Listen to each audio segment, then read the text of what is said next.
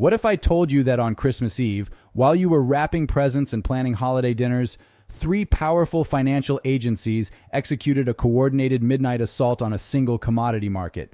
Not a hack, not a glitch. A deliberate, synchronized attack timed to the exact moment when traders could not wire funds, banks were closed, and liquidity was at its thinnest point of the entire year.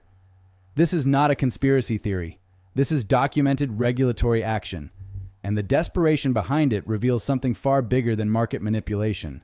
It exposes a physical shortage so severe that our entire financial system is scrambling to contain it before everyday investors realize what is actually happening. The clock struck 11:47 p.m. Eastern Time on Tuesday, December 23, 2024. While the world slept, the machinery of global finance shifted into high gear. Within a window of only 163 minutes, three different agencies hammered the silver market with unprecedented restrictions. First, the Chicago Mercantile Exchange announced a 75% margin hike effective immediately. Simultaneously, the Commodity Futures Trading Commission released position limits capping individual holdings at 5,000 contracts. Finally, Comex issued emergency trading halt warnings, citing extraordinary market conditions. Think about the timing. Banks were closed. Wire transfers would not process until after the Christmas holiday. Even if you wanted to deposit more margin to save your positions, you physically could not move money for 36 hours. The agencies knew this. They chose this moment specifically because traders were completely trapped.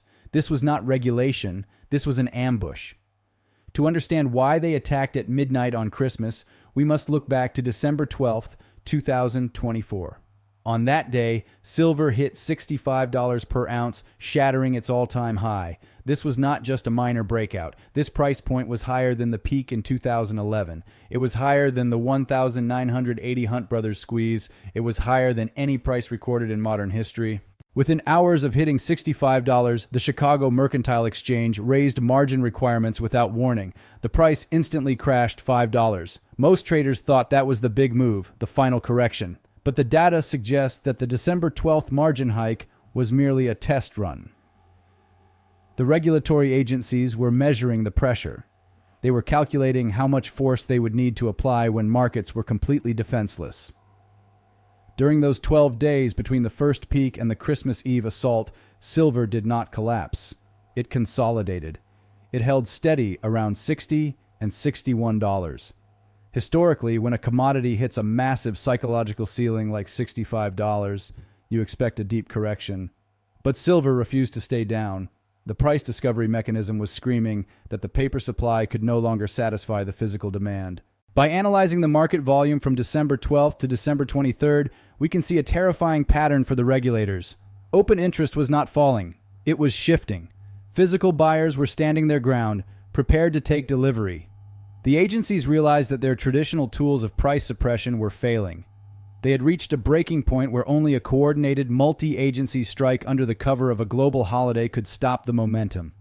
This brings us to the ultimate question.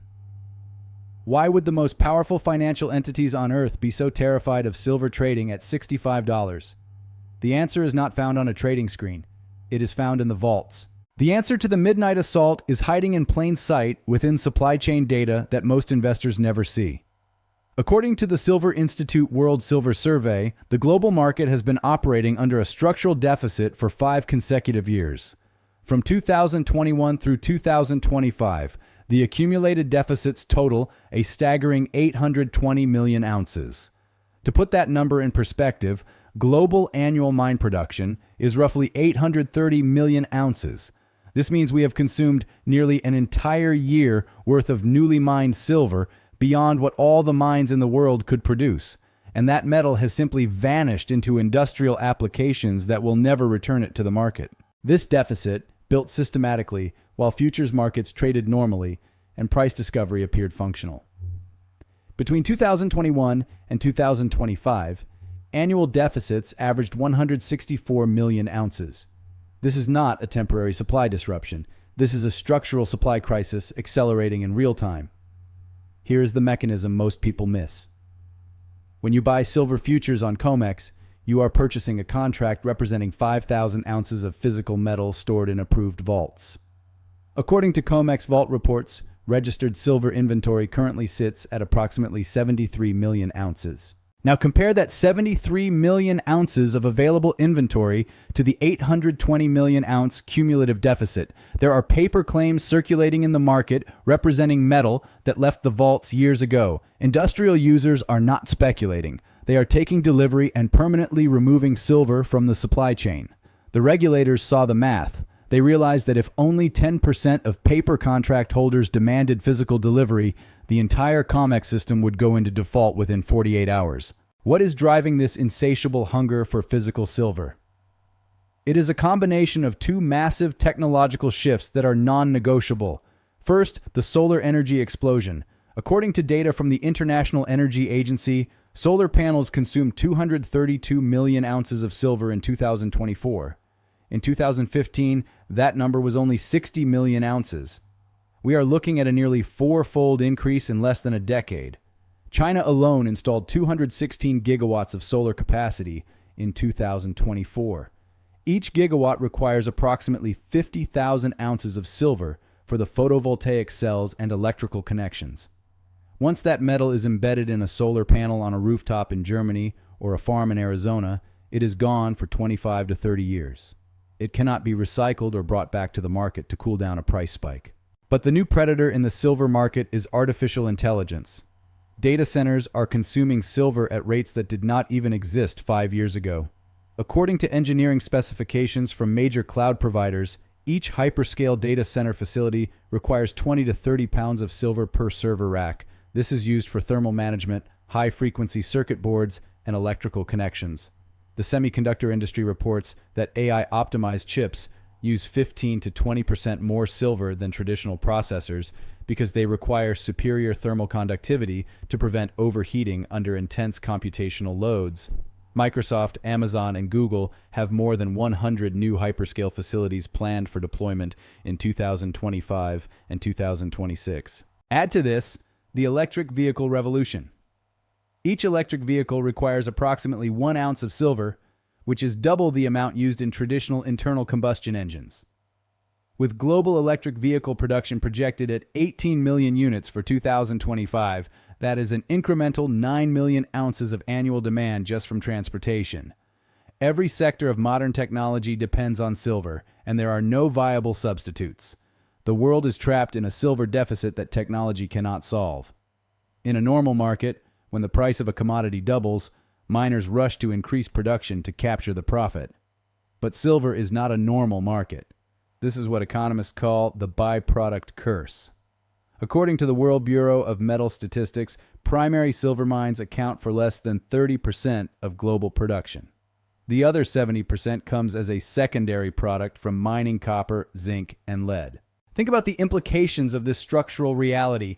A massive copper mining operation in Chile or Peru will not expand its entire multi-billion-dollar infrastructure just because silver hit $75 an ounce. They make their decisions based on the price of copper.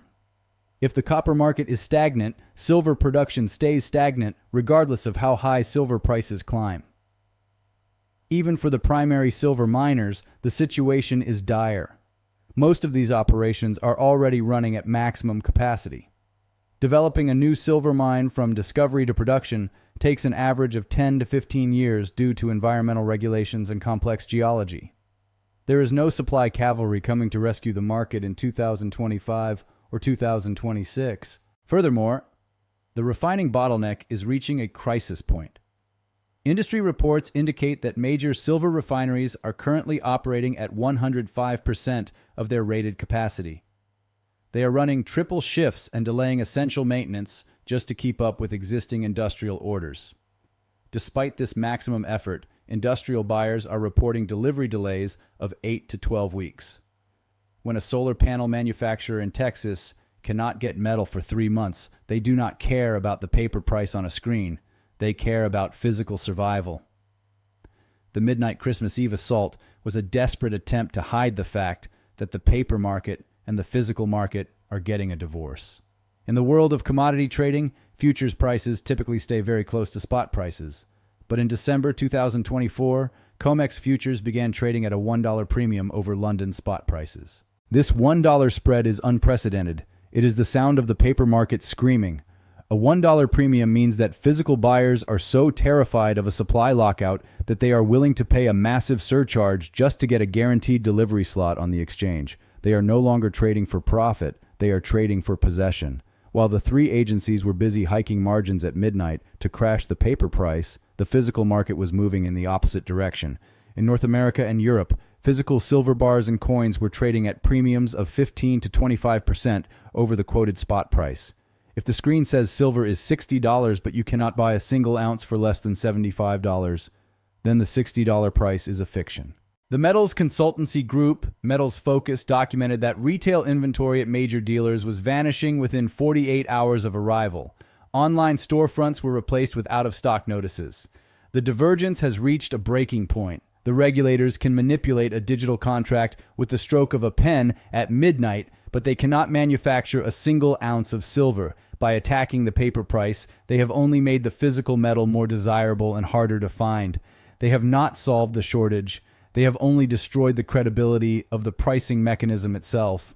The midnight Christmas Eve restrictions are much more than a regulatory hurdle. They are a formal admission of failure.